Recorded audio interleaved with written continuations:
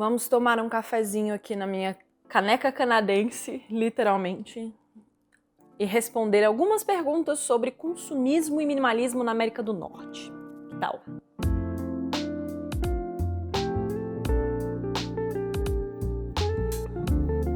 Olá, pessoas! Muito bem-vindos por aqui. Se você já é inscrito, muito bem-vindo de volta com mais um vídeo. E esse foi um que, alguns dias atrás, eu deixei lá na aba comunidade a pergunta do que vocês queriam que eu respondesse em vídeo sobre consumismo e América do Norte. Também perguntei no Facebook e no Instagram, então eu vou compilar todas essas perguntas e responder aqui no vídeo para vocês. E vamos começar, sem muita enrolação, mas antes deixa eu pegar um cafezinho. Refluxo vai reclamar que eu tô tomando café? Vai reclamar. Eu vou continuar tomando café? Vou. Vamos lá. Primeira pergunta é da Ana Carolina Rodrigues e ela pergunta: aí as coisas são mais baratas, como você se mantém firme para realizar suas compras e não extrapolar no consumismo? Ana, algumas coisas são muito mais baratas, assim, absurdamente mais baratas. Eletrônico, gadgets, computador, coisas de casa. E é muito difícil você, ainda mais na hora que você tá montando a sua casa, que você acabou de chegar, que você largou tudo que você tinha no Brasil, você não entrar numa loja e ver todas aquelas coisas maravilhosas por um preço que você fala, gente, eu consigo pagar, e não querer comprar tudo.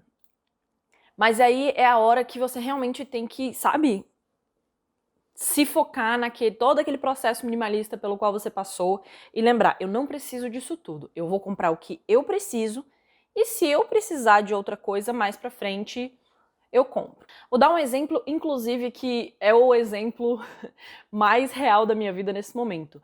Eu vendi a minha câmera, que era a que eu usava pra fazer vídeos pro canal, quando eu mudei pra cá. Vendi ela pra minha mãe. Beijo, mãe. E aí, quando eu mudei pra cá, eu comecei a fazer só vídeos com o celular, porque era o que eu tinha na mão. De vez em quando, eu pegava emprestado uma câmera na faculdade, porque a gente tem esse serviço de pegar câmeras da faculdade pra usar pra testar. Inclusive, os professores todos encorajam. E comecei a fazer vídeos com isso. E percebi, apesar de ter muita vontade de comprar uma câmera melhor, porque afinal de contas é tipo absurdo de mais barato como é comprar uma câmera aqui, eu não comprei porque eu não precisava naquele momento, não era uma coisa que, sabe, eu precisava ter, não era uma coisa que ia melhorar muito o meu trabalho e eu precisava focar em outras coisas. Agora na pandemia, como eu comecei a voltar com o canal com força, foi que eu falei, não, beleza, agora, se eu puder, eu posso comprar uma câmera que eu vou usar mais, porque eu vou precisar mais pro canal, porque eu vou precisar para fazer os documentários das matérias finais que eu tô fazendo, porque são projetos maiores e eu não posso usar as câmeras da faculdade por mais que um dia, enfim. Foi a hora que eu falei, ok, agora eu preciso desta câmera. Mas já foram 2 anos depois, entendeu? Então, assim, foi muito do que eu quero, porque é barato, porque é uma coisa que eu gosto, mas não é algo que eu preciso agora, então eu vou esperar o momento de ter. E é assim com tudo, sabe? Porque sei lá, fone de ouvido Bluetooth, celular novo, a máquina de lavar louça, é tudo muito mais barato aqui. Então, se você não pensar bem naquela história de, ok, eu preciso parar e analisar, eu preciso disso, isso vai realmente trazer valor pra minha vida, isso vai realmente fazer minha vida melhor de algum jeito, se você não pensar nessas coisas, você vai sair comprando tudo e você vai gastar o dinheiro inteiro que você ganha no seu trabalho aqui. É foda, né? Essa próxima pergunta foi me feita por várias pessoas, então eu vou amalgamar tudo da forma mais simples, que é mais fácil comprar coisas usadas aí? Olha, eu não sei se é mais fácil comprar. Eu sei que é muito fácil você pegar coisas usadas porque as pessoas descartam muita coisa usada. Aqui no meu condomínio tem uma salinha que é onde a gente coloca os lixos, que tem um lugar, tipo uma caixinha assim, específica para coisas que você não quer, que você vai deixar lá de graça para as pessoas pegarem. E eu já peguei uma orquídea, eu já peguei vaso de planta, eu já peguei o sofazinho que tá ali fora na minha varanda, eu já peguei a escada que a gente usa aqui para acessar os armários mais altos da cozinha. Enfim, e eu já coloquei várias coisas lá que, tipo, 2 dias depois, puf, tinha ido embora porque alguém deu uso. Eu acho que essa troca de coisas, tipo, eu tenho uma coisa que eu não quero mais e você tem uma coisa que você não quer mais, então vamos trocar isso, acontece muito aqui. E para comprar coisas usadas, eu acho que depende do que você tá comprando. Por exemplo, roupa é muito fácil. Tem brechós, assim, imensos, com todo tipo de roupa que sem pensar na sua vida. Velho Village, inclusive, que é uma coisa um lugar que eu vou muito, tem roupa, tem decoração, tem coisa de cozinha, tem eletrônico, tem tudo que você pensar na vida, por preços muito bons. Mas umas outras coisas um pouco mais complicadas, por exemplo, essa semana agora eu tava tentando comprar uma máquina de costura usada. Não achei tantas que estivessem em condições de serem compradas. E as que eu achei foi muito fácil negociar, muito fácil você entrar em contato com a pessoa que está vendendo e buscar a câmera. A máquina. Tô pensando na câmera agora. Então, assim, a parada de vender as coisas que estão na sua casa no Brasil é um pouco mais tranquilo. Você vende, por exemplo, na OLX muito facilmente. Mas a parada de eu tenho coisas usadas que eu preciso dar fim e eu não quero jogar no lixo, aqui é muito forte. E aqui é uma coisa que as pessoas fazem, inclusive, de graça. Então, assim, você consegue mobiliar uma casa inteira de graça só de dar uma volta, assim, por um quarteirão de rua. Fácil. Porque as pessoas simplesmente colocam lá e falam, tá aqui, é de grátis, pode pegar se você quiser. Mas uma que várias pessoas perguntaram foi qual é a reação das pessoas a você ser minimalista, que no Brasil não levam muito a sério a história de ser minimalista. E eu preciso dizer que eu sentia isso um pouco no Brasil também, que você falava no Brasil, eu sou minimalista, o povo falava, mas aqui é uma coisa assim, muito engraçada porque as pessoas recebem muito bem, e aqui tem muita cultura do cada um no seu quadrado, então assim, a pessoa pergunta, às vezes você fala, sou minimalista, a pessoa fala, legal, e acabou a conversa. Ou o que acontece muito comigo, que é o sou minimalista. A pessoa fala, nossa, que legal, super me interesso, me fala como é a sua vida, olha, eu tenho uns projetos bacanas que você pode se interessar, vamos fazer uma coisa junto, me ensina isso. Que é muito legal, o povo aqui tá muito aberto para esse tipo de noção. E só o fato de eu falar que sou minimalista já me fez muitos contatos. Por exemplo, eu já fui chamada para participar de um documentário de faculdade de uma pessoa que ela queria fazer sobre minimalismo. A minha chefe lá na loja que eu trabalho amou a história de eu ser minimalista e, assim, vive me chamando pra troca de roupa, vive me chamando para uns projetos de voluntariado. Tem umas paradas muito legais que ela fala, você que é minimalista, eu sei que você vai entender, eu sei que você vai gostar. Mas as pessoas não fazem chacota de você, as pessoas não diminuem, sabe, o seu minimalismo e a sua filosofia de vida. As pessoas simplesmente, no mínimo o que acontece, as pessoas simplesmente respeitam e cada um vive a sua vida. A Cibele Menossi, desculpa se eu estiver falando errado, perguntou, você diria que é mais fácil ser minimalista no exterior? Porque eu sinto que aqui, mesmo que a gente queira economizar, seja qual for o aspecto, acaba sendo algo muito difícil porque os impostos são muito altos. Eu acho que aqui existe uma separação muito grande entre o economizar dinheiro e o ser minimalista. É muito fácil economizar dinheiro porque as coisas têm um preço mais justo e você tá vendo ali, cada vez que você compra, tem ali separado quanto você paga de imposto. E os seus impostos são usados assim de uma forma muito efetiva, o que eu acho maravilhoso, mas isso é uma coisa para outra conversa. Mas é um pouco mais difícil ser minimalista porque você tem estímulo de todos os lados. Aqui no Canadá a gente é muito influenciado pelos Estados Unidos, e então a gente tem essa influência da cultura do consumismo muito forte. Mas mesmo que você compre bastante coisas, você ainda consegue economizar mais do que se você comprasse bastante coisas no Brasil. Não sei se tá fazendo muito sentido. Mas é a parada do aqui você recebe um salário muito mais justo e o preço das coisas são muito mais justas. Então você tem um poder de compra muito maior para comprar mais coisas se você quiser e para economizar muito mais se você quiser. Eu, por exemplo, eu trabalho numa loja, eu recebo o que eles chamam aqui de salário mínimo por hora, e minha vida é totalmente ok. Eu consigo totalmente fazer as coisas que eu quero fazer, eu consigo tranquilamente comprar as coisas que eu quero comprar, eu consigo tranquilamente juntar o dinheiro que eu quero juntar. Então, assim, é uma coisa um pouco diferente do Brasil, porque a gente está acostumado com uma realidade em que você é pago muito mal pelo serviço que você faz e você não recebe muito dinheiro. Então, o seu poder de compra, mesmo que seja para coisas baratas, é muito reduzido por conta disso. E aqui já é esse patamar diferente de poder de compra.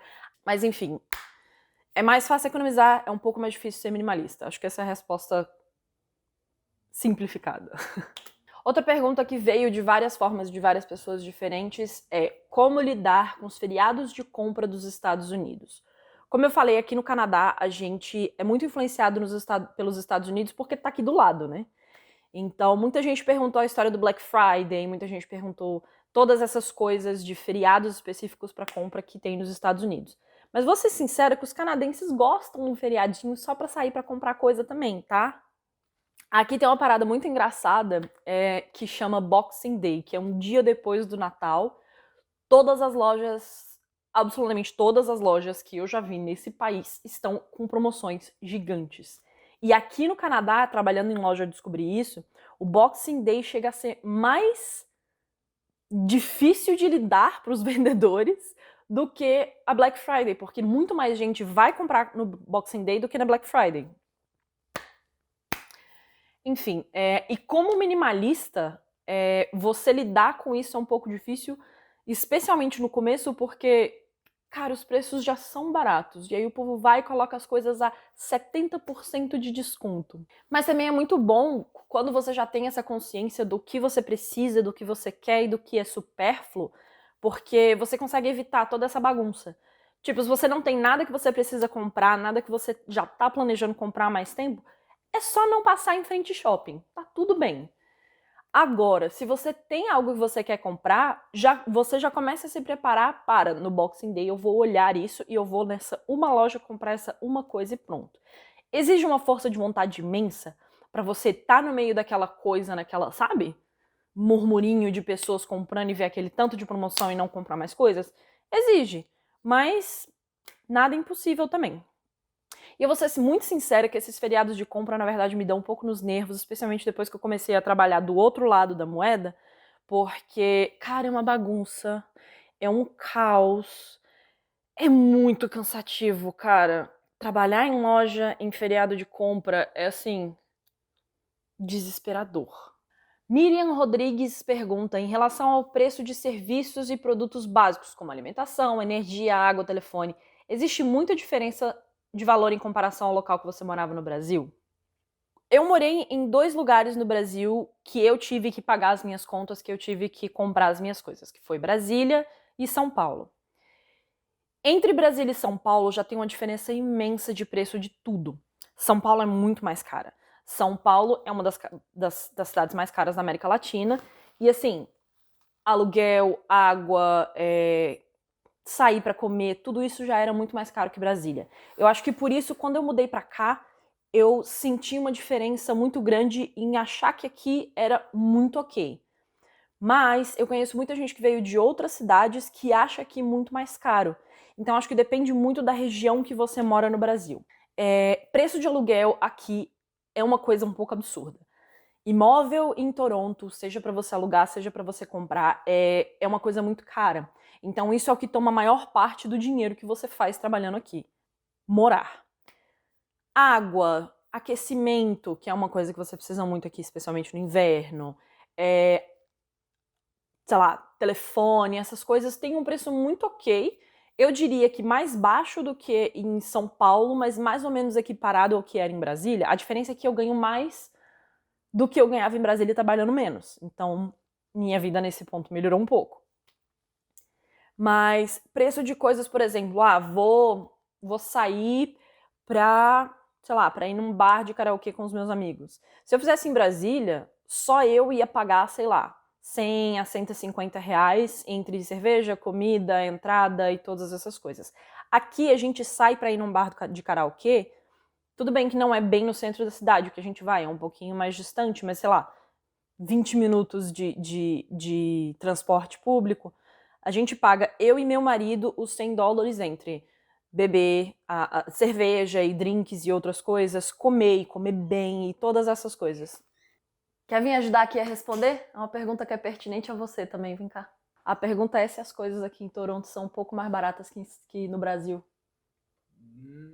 Depende do que, né? Tipo, água, comida e telefone, essas Comida coisas. depende. Se for industrializado, lixão é mais barato. Se for fruta, verdura, essas coisas, é mais caro. Contas da casa. É mais caro ou mais barato? Ou a mesma coisa? Em número absoluto é mais ou menos a mesma coisa. Se for converter, com certeza mais caro. Não, mas se você for converter, tudo uma é mais caro. balinha é mais cara, né? É mais ou menos a mesma coisa, assim. Do que São Paulo? É. Obrigada! A próxima pergunta é, de novo, de várias pessoas, de vários jeitos diferentes, mas resumindo você é muito bombardeada por propagandas e como isso te afeta? Sim, e não é legal.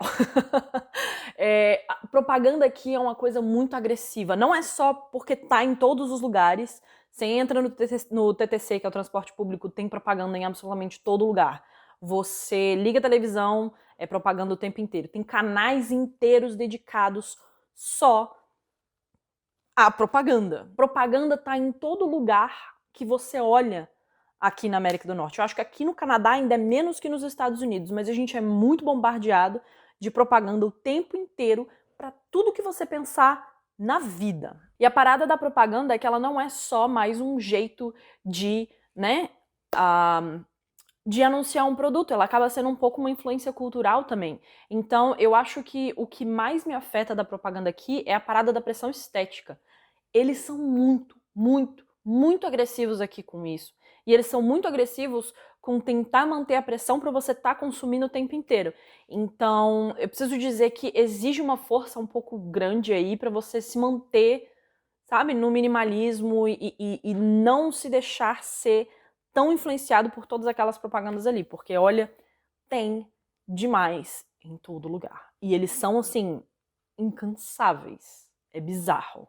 Próxima pergunta de várias pessoas também é: foi mais fácil se mudar para aí por causa do seu minimalismo? Eu diria que foi mais fácil empacotar as coisas para vir para cá por causa do minimalismo, porque já não tinha muita. Mas eu acho que não necessariamente o minimalismo fez com que fosse mais fácil ir para cá. O que fez ser mais fácil ir para cá foi a determinação da gente e todo o planejamento que a gente fez. Se você acompanhou toda a série de vídeos que eu fiz quando a gente estava mudando, você vai saber que a gente tá assim. A gente planejou 6 anos antes de vir para cá, há 2 anos atrás. Então foi muito tempo, muito planejamento, juntar muito dinheiro. E não necessariamente foi o minimalismo que ajudou. O minimalismo, como eu disse, ajuda muito a empacotar as coisas para vir. Porque quando você tem poucas coisas, é muito mais fácil reduzir para uma malinha só para você mudar de país. Mas não necessariamente no processo de tô saindo da minha casa, tô saindo do meu país para ir pro Canadá. Penúltima pergunta. Tá acabando, galera. Você conhece muitos minimalistas por aí? Olha, minimalistas canadenses eu acho que eu conheço muito poucos. 1 ou 2 talvez.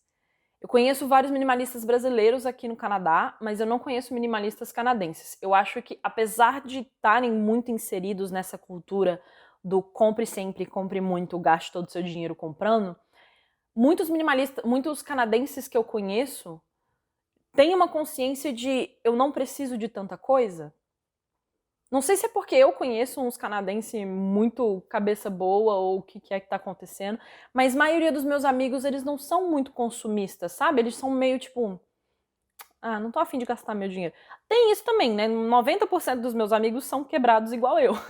Então ninguém tem muito, assim, o poder de ficar falando, vou dar uma saidinha ali pra comprar umas coisinhas, porque eu tô, sei lá, tô triste, vou fazer compras. Eu percebo que as pessoas aqui têm uma consciência muito mais de dar valor ao estilo de vida saudável, de dar valor a tempo com a família e todas essas coisas. Nossa, a galera tá jogando basquete na frente da minha casa. E a última pergunta é da Mayara Costa Mansur Tavares, adoro o nomezão grandão igual o meu. Moro em Quebec City e não tem uma pergunta, mas alguns comentários sobre o tema que possam ser ótimos pontos de discussão. Percebo que a ostentação de marcas no Brasil é muito maior que aqui no Canadá, sim. Mesmo nós tendo mais acesso a marcas a preço baixo. Sim, isso é uma coisa que é muito verdade. Canadense é uma pessoa que, talvez por ser uma coisa muito mais acessível, não tem aquela coisa do isso é de marca, igual a gente tem no Brasil. E isso não só com, sei lá, roupa, acessório, eletrônicos, essas coisas, mas carros, coisas grandes também. E eu acho que o fato de serem coisas mais acessíveis torna elas um pouco menos intangíveis e inalcançáveis e faz com que você não fique desejando aquilo tanto como símbolos de status. Acho que é isso. Mas todas as pessoas que eu converso tem muito menos uma parada de ai marca X, ai marca Y, e muito mais uma parada de ai esse tênis que vai me durar 10 anos, ou ai esse tênis que tem um preço bom, ou sabe? Esse tipo de coisa. Claro que ainda tem um ou outro, né, que vai ser o tipo de pessoa que só tem coisa da marca X, só tem coisa da marca Y, mas não tem tanto aquela coisa do só quero se for de marca, ou fulano só usa roupa de marca, então ele é super boyzinho, algo do gênero. Outro ponto, que talvez nem seja consumismo em si, mas é a necessidade de estar sempre arrumada, no caso das mulheres. Unha feita, maquiagem, salto, procedimentos estéticos, etc. Diferente do estilo simplista da maioria das mulheres no Canadá. Muito verdade também. Aqui no Brasil você vê muita gente sentindo essa necessidade de estar o tempo inteiro, sabe, na beca. Então, assim, maquiagem 100% feita, não sai de casa sem uma base, porque, sei lá, esse tipo de coisa. Roupa sempre arrumada, sempre tem que estar bonita, sempre tem que estar linda, sempre tem que estar maravilhosa. Aqui as mulheres têm uma visão muito mais simples disso, tipo, eu preciso estar apresentável, eu preciso estar put together, como eles falam, mas isso não necessariamente quer dizer que eu tenho que estar de maquiagem, isso não necessariamente tem que dizer que meu cabelo está escovado. Às vezes é rosto lavado, cabelo preso e uma roupa arrumadinha, assim, que não esteja caindo aos pedaços. Eu acho que a questão da pressão estética aqui é uma coisa que, apesar da pressão estética ser muito grande pra você estar no peso ideal, pra você não ter pelos, pra você estar dentro daquele padrão X, a pressão de eu preciso estar o tempo inteiro 100% maravilhosa na minha melhor aparência não é tão forte. Então, você não é exigida, por exemplo, no seu trabalho que você esteja o tempo inteiro de maquiagem. Porra, eu trabalho numa empresa de cosméticos e não é regra eu ir trabalhar de maquiagem, o que é ótimo, porque se fosse eu tava, ó. E o último ponto é datas comemorativas como Halloween, Natal, que às vezes são oportunidades de comprar tranqueiras que serão usadas uma vez e depois produzirão só lixos desnecessários. Eu acho que eu falei um pouco disso nos feriados de compra, mas realmente aqui tem muito uma coisa de todo feriado você decora a sua casa, você chama o pessoal para fazer coisas, e aí você tem pratinhos decorativos, você tem guardanapo decorativo para isso, tem todo um conjunto de coisas que você deveria colocar na sua casa para simbolizar aquele feriado. E eu acho que isso é uma coisa que a gente não tem muito no Brasil. Por exemplo, decoração de Natal na minha casa, a decoração que a minha mãe tem é a mesma desde que eu tenho 8 anos de idade, que foi quando a minha irmã nasceu.